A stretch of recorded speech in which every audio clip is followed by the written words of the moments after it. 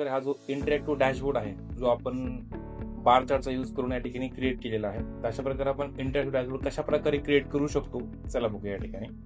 तर आपल्या या ठिकाणी जे प्रॉपर्टीज आहेत बार चार्टचे ते बघणार आहे. आपण काल या ठिकाणी हॉरिझॉन्टल स्टॅक बार चार्ट आपण बघितला होता. सेम त्याच प्रकारे तुम्ही व्हर्टिकल स्टॅक बार चार्ट पण क्रिएट करू शकता या ठिकाणी. जस्ट तुम्हाला क्लिक करायचं स्टॅक बार चार्टला क्लिक करा. आता फॉर एक्झाम्पल आपण या ठिकाणी इथं रिपोर्ट क्रिएट करणार आहे. एक्झाम्पल आपल्या यामध्ये रिजन वाईज आपला प्रॉफिट चेक करायचा आहे. तर आपण क्लिक केलं रिजनला अँड देन प्रॉफिटला क्लिक करा. अशा प्रकारे तुम्ही रिजन वाईज आपला प्रॉफिट किती आहे हे दाखवू शकता या ठिकाणी. बाकीच्या ज्या प्रॉपर्टीज आहेत लाईक तुम्ही फॉर्मॅटला क्लिक करा. फॉर्मॅटमध्ये जाऊन तुम्ही एक्स ला जा. या ठिकाणी तुम्ही याची फॉन्ट साईज या ठिकाणी इन्क्रीज करू शकता. समजा आपण 14 साईज या ठिकाणी ठेवलेली आहे. सेम या ठिकाणी वाय ऍक्सिस मध्ये जाऊन याची पण आपल्या व्हॅल्यूची साईज इन्क्रीज करायची आहे. ह्याला पण आपण 14 साईज या ठिकाणी ठेवलेली आहे. आपला बॅकग्राऊंड कलर चेंज करायचा आहे तर आपल्याला क्लिक करायचं आहे फॉर्मॅटला क्लिक करा.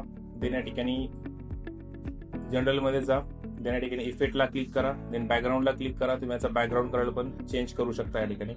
तुम्हाला बारचा कलर पण तुम्ही चेंज करू शकता या ठिकाणी जे आपण ऑलरेडी कालच्या लेक्चरमध्ये बघितलेला आहे.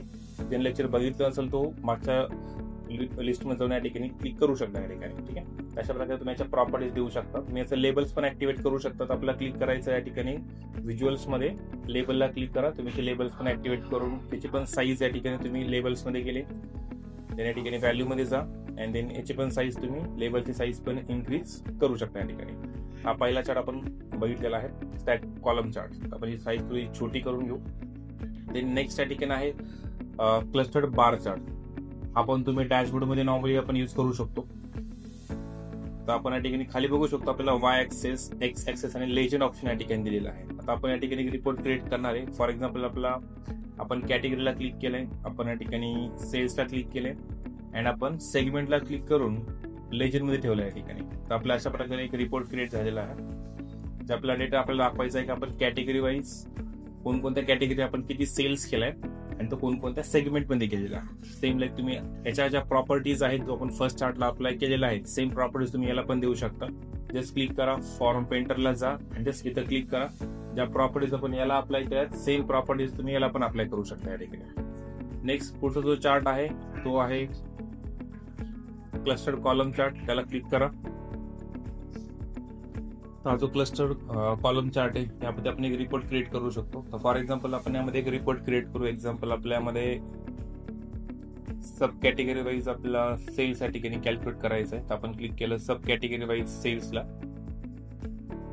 अँड आपण क्लिक करू क्लस्टर्ड कॉलम चार्टला. अशा प्रकारे आपण एक सब कॅटेगरी वाईज सेल्स या ठिकाणी दाखवू शकतो या ठिकाणी. देन याच्या प्रॉपर्टीज आपण कॉपी करू. सिंपल आपल्याला क्लिक करायचं चार्टला. देन फॉर्मॅट पेंटरला क्लिक करा. देन आपण या चार्टला क्लिक केलंय. या चार्टच्या ज्या काय प्रॉपर्टीज आहेत सेम प्रॉपर्टीज याला पण या ठिकाणी अप्लाय होतील. नेक्स्ट या ठिकाणी पुढचा चार्ट आहे स्टॅक बार. हॉरिझॉन्टल चार्ट आहे जो नॉर्मली आपण यूज करतो. आपल्याकडे डेटा आहे जो आपल्याला पर्सेंटेज फॉर्मॅटमध्ये आपल्याला शो करायचा असेल. त्यामुळे तुम्हाला वाय ऍक्सेस, एक्स ऍक्सेस आणि लेजंड ऑप्शन दिलेला आहे.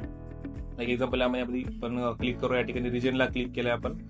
आपल्याला रिजन वाईज आपण सेगमेंटला क्लिक करून याला लेजंड मध्ये ठेवलं. या ठिकाणी आपल्याला या ठिकाणी सेल्स चेक करायचा.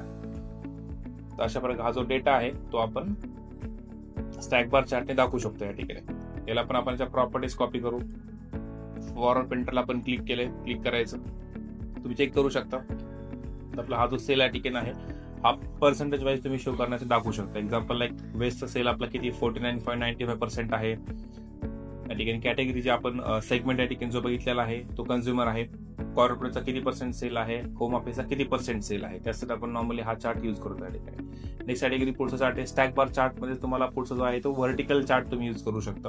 आणि तुम्हाला क्लिक करायचं या ठिकाणी व्हर्टिकल चार्टला. लाईक आपण रिपोर्ट या ठिकाणी आपण क्रिएट करणार आहे. फॉर एक्झाम्पल याच्यामध्ये आपल्याला कॅटेगरी वाईज आपला आपण किती क्वांटिटी सेल केलेला आहे ते आपल्याला काढायचं आहे. आपल्याला क्लिक करायचं आहे क्वांटिटीला अँड देन आपण या ठिकाणी क्लिक करू. लाईक आपण या ठिकाणी रिजनला क्लिक केलंय अँड देन लेजंड मध्ये ठेवलं या ठिकाणी. देन याच्या प्रॉपर्टीज आपण कॉपी करू. अशा प्रकारे हा पण डेटा तुम्ही पर्सेंटेज वाईज दाखवू शकता. आता हा एक स्मॉल आपण डॅशबोर्ड या ठिकाणी क्रिएट केलेला आहे या स्टॅक बार पूर्ण ऑल बार चार्टचा यूज करून या ठिकाणी.